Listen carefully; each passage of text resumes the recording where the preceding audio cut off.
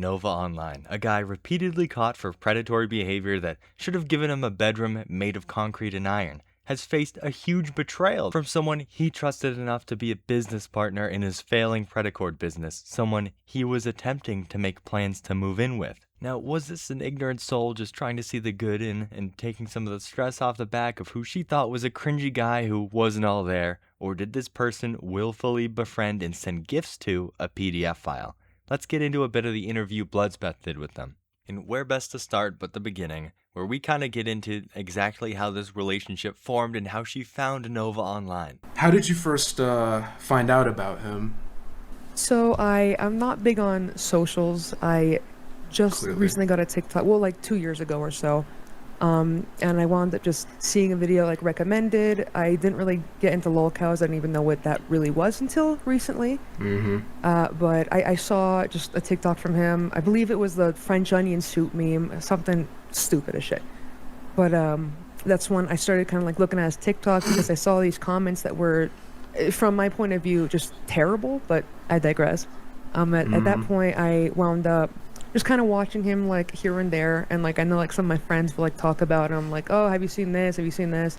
And at that point, that's when I kind of decided to reach out because from my standpoint, again, 'cause I was a special education teacher, and I genuinely thought he was very mentally handicapped. I reached out because from my point of view, I saw like these pred comments, pedo comments, like the normal, apparently. And I didn't know, I didn't see any proof besides every single thing I saw was like comments and like, oh, this guy's cringe, and dogging on him for cringe. And like from my eyes, like cringe isn't a crime. It's just, it's what it is. And then that's when I started, Facts. I looked into it a little more, not too much at that point because I just felt like really bad. Like he seems like I saw these like betrayals, and that's when I started to kind of look up stuff more on YouTube. And all I saw, because I didn't know there was like this like surplex of videos, like it's insane. I did try to deep dive before talking to him, as much of a deep dive as I can do. I'm apparently not tech savvy, as you know when we were talking earlier. Yeah. I'm not great. I found just a ton of videos, but they all presented the same way to me. And all it was, hey, this guy's a pred. Here's cringe shit that he did, and here's cringe pictures. So in my eyes, because every video that popped up was a repeat of a long form video, and it never had tangible proof in there. So I thought like, oh my god, like. That's what I wound up just seeing. So my brain kind of went like, oh, they're dogging on this guy for him being cringe. I'm thinking like he's not all there. That kind of feels like shit. But that's kind of what I saw at the beginning, and that's when I reached out. Now, coming into this from such a selfless profession such as special education, and first believing him to be incredibly mentally handicapped, you could start to see why she may have felt bad for the Chome at first. However, one point that really makes you wonder, me wonder at least, is the fact that she did in fact see the comments calling him a PDF file, plenty of them. In fact, she went as far as trying to do a little deep dive on him. Through her explanation as to why it didn't get too far is that she isn't very tech savvy, though I do find it incredibly alarming that someone who presumably would have worked with kids at some point wouldn't be a little more wary of someone people have been calling a predator on the internet. And while I understand there's a whole lot of criticism that does go just towards the fact that he is an incredibly cringy guy, and that can maybe be a little repetitive and annoying to sift through, I feel before you go all in and potentially ruining your own reputation by not only being a friend with this person, but striking up a deal to become a business partner with them, mentally handicapped or not, it's 100% on her for not looking further into this, considering right off the bat she knew some sort of allegations were there, because even those who are not all there, as she put it, have to be held responsible and accountable for the harm they do to kids. Unfortunately, even for those who don't fully understand what they're doing, at the end of the day, you are still harming a kid, and that's not okay and under no circumstances is excusable. Though from wonderful beginnings, let's see how this beautiful relationship started to flourish in the beginning. Well, where did it go Yeah. from there? How did it start and I guess progress technically? Yeah, so the first comment was I was just popping up like, "Hi, I am so and so. Like, I've been seeing your videos. I'm sorry that you're getting all this stuff. Like, if you want someone to talk to, I'm here." And instantly no, sorry, okay. And then I asked like, "Did you want anything for your birthday?" Because I'm trying to like be like, like, "Hey, I'm not an asshole." And the first thing he said to me was, "What's your budget?" Ignored everything else, and I was like, "Yeah, okay, okay." Okay, dog. And I was just like, well, I can try to make something work. And then he wound up like, I guess like from what you told me, this is a classic move. Because instantly he goes to, also I have to say this one thing. I'm like, yeah, what's up? Anything? And he's like, if I see any of our chats, the spiel, I guess, let's comment like, oh, I'll block you. And that was it. So I was like, yeah, no, okay. That's fair. And that's kind of how it mainly started. And as it progressed, I did send a picture of myself. I deleted that pretty fast, but like it was more like I'm real. Like if I show you this, like I'm not gonna quote unquote betray you, like all your videos or whatever. And I again deleted that. And that's the first thing he's like, is it weird if I tell you like you look really beautiful? But I didn't see that as weird because he knew like at the time like I'm over 18. Like he did ask like, oh, or sorry, are you over 18? Just checking, because I don't talk to minors. And then like the tongue out emoji, and I was like, yeah. It started out extremely normal. There wasn't like anything weird like for the longest time that I would say, because like after hearing all this stuff, like it was always like, oh, he's really really creepy, says like all this weird shit. It did not go like that for me. So I will give credit where it's due. He wasn't creepy. Like I didn't think anything of this, so that like cemented it for me more. Like, oh, it was really normal. I guess like from what Nova normal was, because then I kind of learned, because it was just jarring.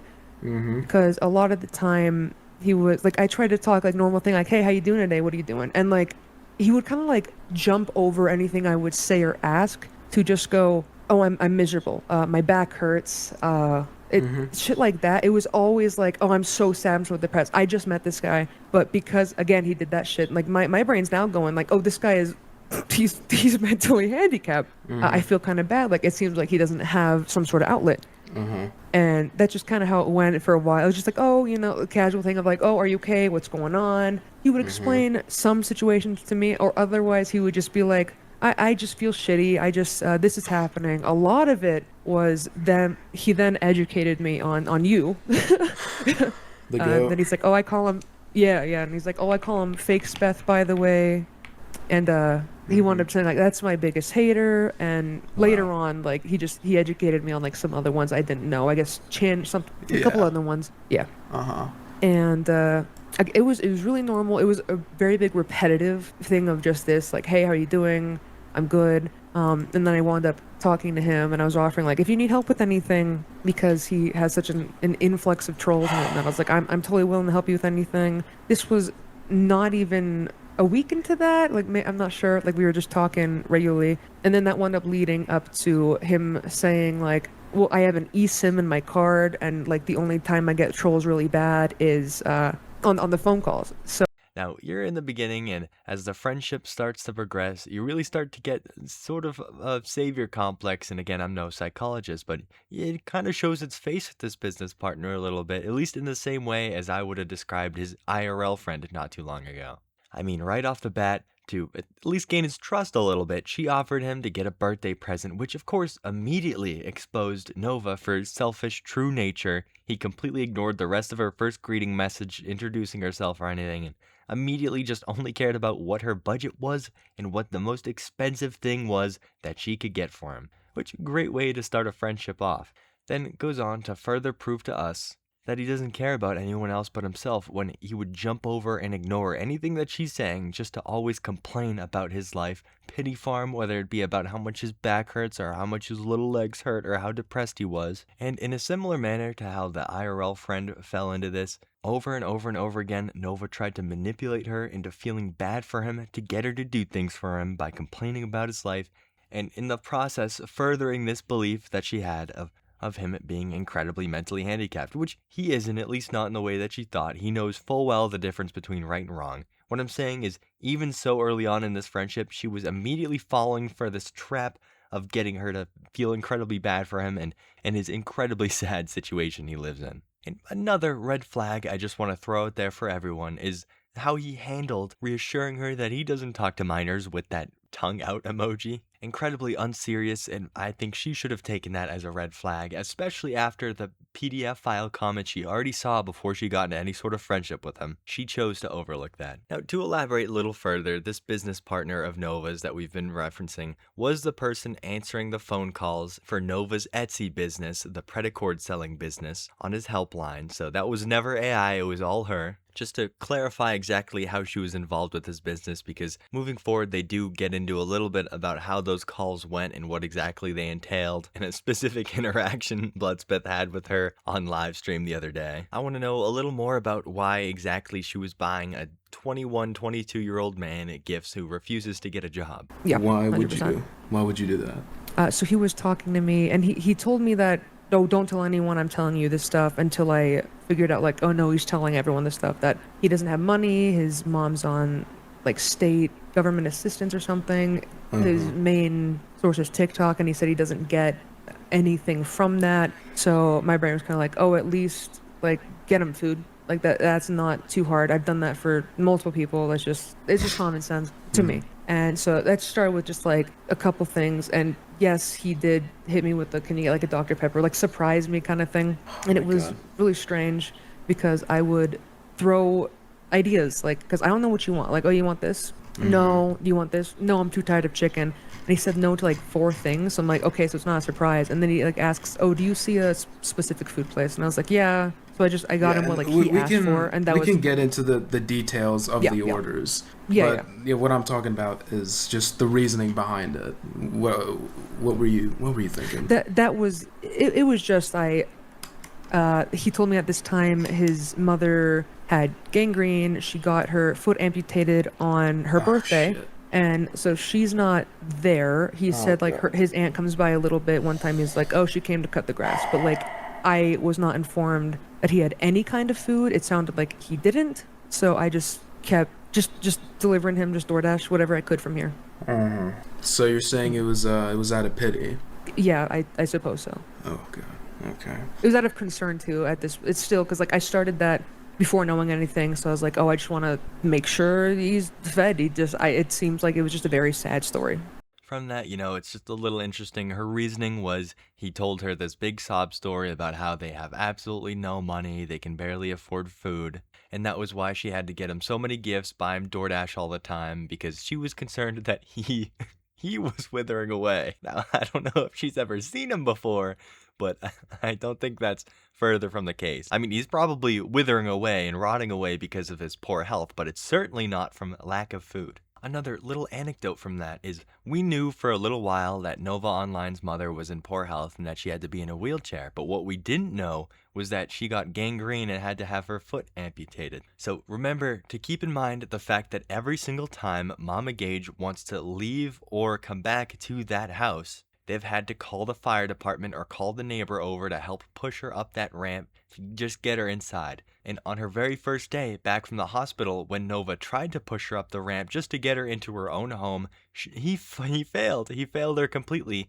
and she even fell down and was stuck in the gravel until the fire department showed up to help her. So Nova's mom, fresh off of a very life-altering, awful surgery, after probably being in a whole lot of pain beforehand, completely fails her in every possible way. I mean, I really can't imagine being in her position, and I really feel awful for her for the kind of son that she ended up raising. At some point in the interview, he even used that to kind of pity farm with her. Hidden within his whining, he mentioned the fact that he's completely useless to his mom, but I mean, that's 100% the case, and that's even further proved here. Back to it though, this was 100% Nova with his manipulation tactics in order to get more free food, free items out of this person, make her feel bad, and it was working. She took it hook, line, and sinker. In fact, he thought he was so incredibly good at manipulating this person that he could convince her to come either move down over to where he was living at or move in with her. Not either way, like either him wanting you to move in with him,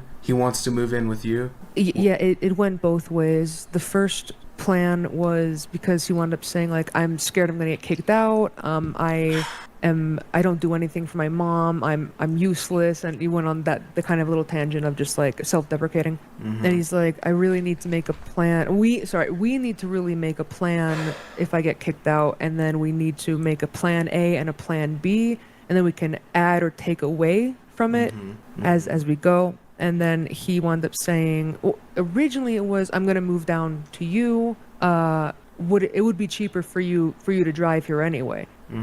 And because he can't he can't pay a flight unless he got an excess order of paracord, is what he said. And hold on, no. 1 second, I misspoke. By both ways, I mean he wanted either to move in with her or for her to move in with him. She did not want to move in with him. I would stay the night at like a hotel if I got kicked out. And then you can drive down and pick me up because I need to bring a lot of my stuff. And he started listing off like his setup, his PC, his PS5, just common heavy things. And then he said like, oh, I need to bring one more thing. And that's when he said like, I'll bring the trike. And that was his the reasoning for him to want to move in with you. What reasonings did he have? It was just he wanted to, quote unquote, have a backup plan for if he was kicked out, because his brother can no longer, like, they weren't cool anymore. So he's like, I think that's out of the question. I wouldn't be able to move with him. So if he got kicked out, what about, he had mentioned he wanted me to be plan A and B. Oh yeah, that's what I was asking him. Like, if your mother, well, I didn't say like if your mother dies, because like I'm not gonna put it's that not his idea real into brother. someone. I'm so sorry to interrupt you. Oh, I need to clarify one more time. I probably might do it a few times. I'm kind of stupid. This isn't a real brother. It's what's it called? Fuck. His internet like Discord roleplay brother. And Nova was wasn't planning to move in with him in Los Angeles. Yeah. That's what I was told, and that was his first plan if he got kicked out, but then I guess they had a falling out. So it's incredibly degenerate to kind of assume that your business partner, someone that you're employing, he's not even paying, by the way. We hadn't even gotten to that part, but he's paying her by just adding her onto his Dash Pass subscription. He's going to assume now that, hey, you know what, we can live together in the case that I get kicked out of my house. Like, he's already formulating this plan, and he's really only known this person for a couple weeks. And say we're going under the guise that this person actually is just a business partner of Nova's. That's incredibly inappropriate behavior, in my opinion, to be talking to your employee or employer like that. But the best part of this whole thing, of the Chome trying to move in with this person who he hardly knows, someone who's supposed to just be his business partner, is the manner in which he wants to try to pay for his half of the rent in the event that they were going to move in together.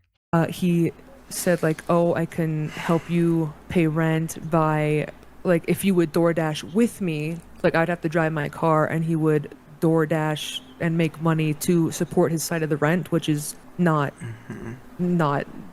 not feasible. So his plan for you two to support each other, your living situation, was DoorDashing together. Yes. Would he go on his tricycle? Was that what he suggested? No, he asked if I can DoorDash with him, so I would I'm assuming be driving. So you two would be in the car together? Apparently, yeah, that was his idea. So what's the point? What the fuck? I don't know. Dog. Holy shit. Alright, keep going. Sorry, I just could not gloss over that. Yeah, no, you're good. And then after that, even though I said the family thing and he's like, no, that makes sense, he completely transitioned with no warning to like, well, you should move down here. Rent is much cheaper. It's like $1,700, and it's cheap apparently. Yeah, apparently, right, when I'm probably going to be the one paying it all. And I think this right here is honestly the perfect way to end this whole thing because it reinforces pretty much everything we've talked about throughout this video. Think about what he's actually asking her to do here. She's the one putting miles on her car, she's paying for the gas, she's spending hours driving him around completely unpaid while he uses his DoorDash account to make money so he can supposedly cover his half of the rent, and that's somehow meant to be a fair arrangement. But it's just another example of Nova expecting someone else to do all the work while he reaps all the benefits. Cycling around on the trike to DoorDash like originally intended, he's clearly too good for that. He'd rather whip around in his new pseudo-girlfriend's car and force her into unpaid labor, essentially. And that's kind of what his IRL friend was getting at not too long ago when they described the way Nova forms relationships, not nearly as two adults would, helping each other out or having real mutual interests and finding an actual connection there, but rather how much like a 12-year-old would with an adult. How much could they really relate to each other or form a friendship? As long as he's gaining something out of the relationship, he's interested. The second he's expected to contribute even a little bit equally, suddenly there's an excuse or another little Novine sob story. And after listening through the interview, I honestly struggle to find a single point where Nova wasn't benefiting more than this person. She buys him birthday presents, she buys supplies for herself to contribute to his business, she listened to him complain about his day every single day, she spent hours trying to encourage or make him feel not so lonely over FaceTime. In his mind, the possibility of her listening and falling for his manipulation, convincing her to move out there, it was there, even expecting her to become his unpaid chauffeur to make up for his half of the rent. If that happened, it's wild. But for the business partner herself, despite all the ways Nova clearly went about taking advantage of that pity, grooming her as an adult in a way, I don't think this lady's innocent in all this. Throughout this interview, you can see what I think is a pretty obvious savior complex. She saw all of these comments calling him a predator. She admits she knew allegations existed. She even says she tried looking into it. Despite all that, she still convinced herself that everyone else must just misunderstand him. She wanted to be the person that helped him, the person that believed in him, the person that everyone else couldn't be. And, now that she's experienced what everyone talks about in these videos that we make firsthand and the horrible reception to her publicly supporting him over on Twitter, she's backpedaling so incredibly hard in this interview. I just thought it was incredibly clear that she knew exactly what kind of reputation Gabriel had. So it's curious. Well, I hope all my fellas enjoyed today's video. Thank you to everyone who saw it all the way through. Don't forget to hype up and like it up if you haven't, and maybe even subscribe if you want to see more like it. Anyways, later, Grubbas.